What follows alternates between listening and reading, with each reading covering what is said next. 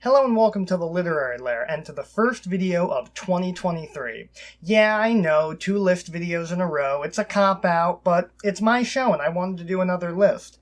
Hey, it works for BuzzFeed, and you'll never believe what happens next. But as a companion to my favorites of 2022 video, I wanted to make a list of books that I was anticipating the release of in 2023, since it seemed like a fun thing to do, and I'm trying to keep abreast of new releases a little bit better this year. Of course, because it's me, this list is full of tie-in novels and extremely niche celebrity memoirs, but one likes what one likes, and this one likes tie-in novels and extremely niche celebrity memoirs, so sue me. Anyway, 2022 was an interesting year where things were mostly okay compared to 2020, and it was also pretty interesting in terms of books, with a lot of heavy hitters coming out and a lot of surprise hits. But 2023 is brand new, so fresh and full of hope, bright-eyed and bushy-tailed, and while it will probably turn out to be a lot like 2022, at least we get new books this year. And I'd like to tell you about some of the ones I'm most excited about. Let's do it. These are my top 6 most anticipated book releases of 2023. Roll theme song.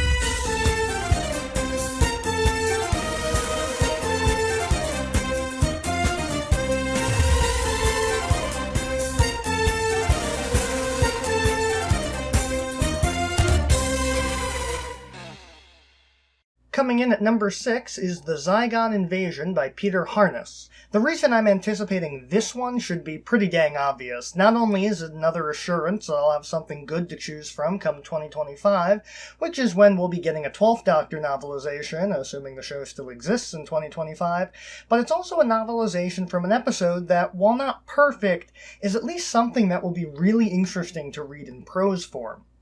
I'm particularly excited to see the "war is not a game" scene written out, because it's already impressive visually and when you see the actors do it, but I love it when authors add bits and pieces to the scene through text. Because it's not a game, Kate!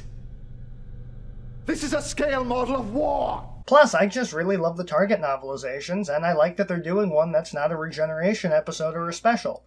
I really don't have any other reasons for anticipating it, but it's definitely my most anticipated 2023 Doctor Who book.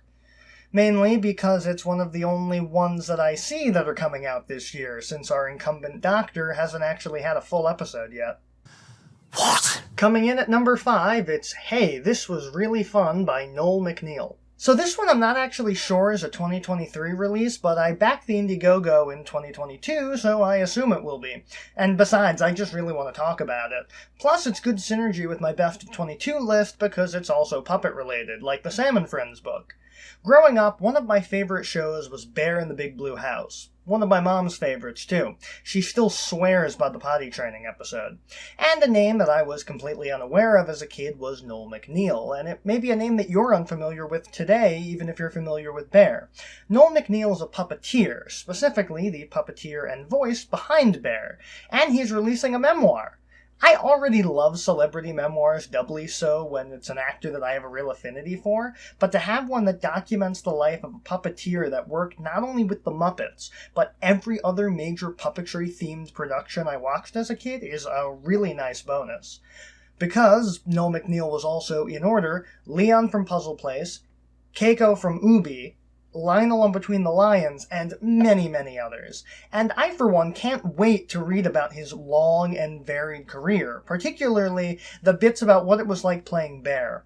Mostly what I really want to know is whether or not he was scripted when he was on Hollywood Squares. Bear, scientists say it's physically impossible to keep your eyes open when you do it. When you do what? Watch C-SPAN. Coming in at number 4 on our countdown, Murder Your Employer, The McMaster's Guide to Homicide by Rupert Holmes. So this is one that I wasn't aware existed until a few days ago when I was researching this list, because I've been making real attempts lately to get into more literary fiction.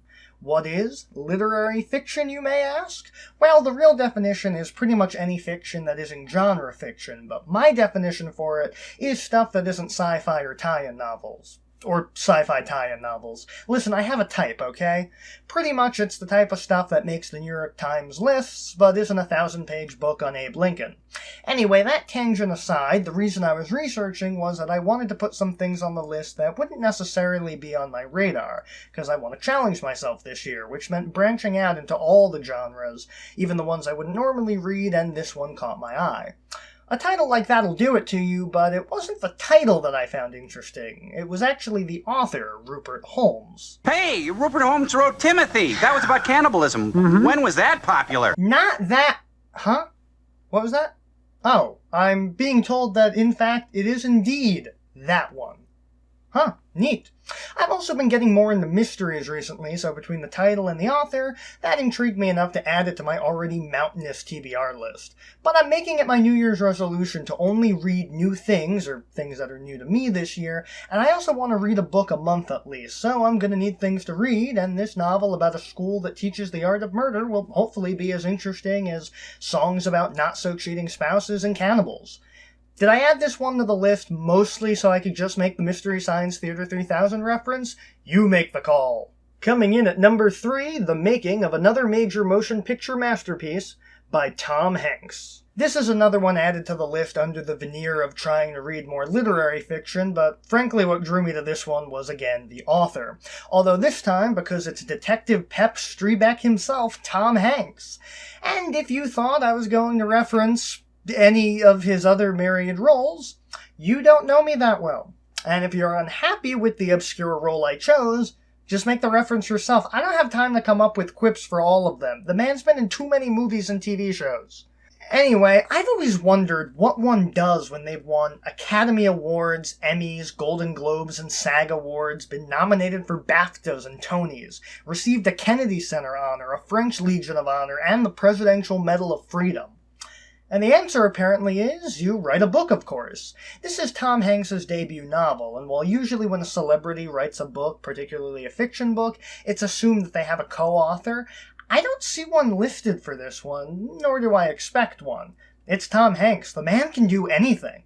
And the synopsis for this one is fascinating. It's the story of a big-budget superhero movie, but also the story of the comic book that inspired it, going all the way back to World War II and taking place over the decades, which is a premise that sounds like a lot of fun, and I can't wait to read it. Although, Tom Hanks taking a stroll, or rather a run, through history is also something that seems really familiar, but I just can't put my finger on it. Coming in at number 2 on our list, Starter Villain by John Scalzi. John Scalzi has been one of my favorite sci-fi authors for ages now, probably going on a decade at this point, but ironically, I haven't read that much of his stuff apart from Red Shirts and his Twitter account. Honestly, it's a matter of just never having the time. I pre-ordered his last book, The Kaiju Preservation Society, which I've yet to read, and I'm also currently reading and enjoying his novel, Old Man's War. So this one, about a main character inheriting their uncle's supervillain business, sounds like a lot of fun, and it's a topic that I'm rather well equipped to read about, considering that I executive produced a short-lived web series about how to be a mad scientist, and mad scientist and supervillain are just two sides of the same coin. And as long as it has that signature Scalzi wit that I've come to expect, I'll probably end up loving it. Although I'm sort of hoping that the audiobook is read by Dan Povenmire in character as Dr. Heinz Doofenshmirtz, because that would just be perfect casting. Das Vidania! Down there, that's 2 Vidanias. And coming in at number 1 on our countdown, Star Trek Strange New Worlds, The High Country by John Jackson Miller. Of all the new Star Trek shows, Strange New Worlds is one of the best, and they had a great first outing in their freshman season, but my favorite thing about Star Trek has always been the tie-in novels, and while Discoveries were a little middling because they were all prequels for the most part, and Picard's have been mostly good, Strange New Worlds is a unique opportunity to tell stories featuring characters that have been appearing in novels for decades, but with their new characterizations from the show. And considering considering that this one features not only Pike #1 and Spock, but Uhura as well, it sounds like it'll be a lot of fun because it's just another crazy day on the Enterprise. Although, because this was announced and pushed back from releasing last year, I'm concerned that it won't feature characters like Hemmer, La'an, and Ortegas, who were some of my favorite characters to appear in the first season and ones I want to see explored in the novels as well as the show in general. Hopefully we'll see them in this one since they're including Uhura, who wasn't part of the crew in Discovery Season 2, but who knows. But yeah, I'm really looking forward to seeing more Star Trek novels, and having them be about Pike and company is really just the icing on the cake. Did I add this one to the list purely so that I have an excuse to wear my Star Trek Strange New Worlds cosplay that I bought on eBay? You make the call. I love this job. And those were my top 6 most anticipated book releases of 2023. I hope you enjoyed the video, and tell me in the comments what you're anticipating this year in terms of book releases. My TBR can stand to be a skosh longer. Also, I'd like to take this opportunity for an update of sorts on my production schedule. Right now, I'm shooting to do at least one video every month, if not one every other month, so there might not be one in February, but I'll definitely be having our usual anniversary video in March, assuming that I can get it out in the correct month this year.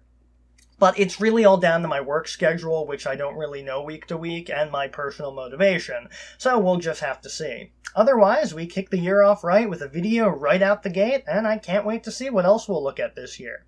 See you next time.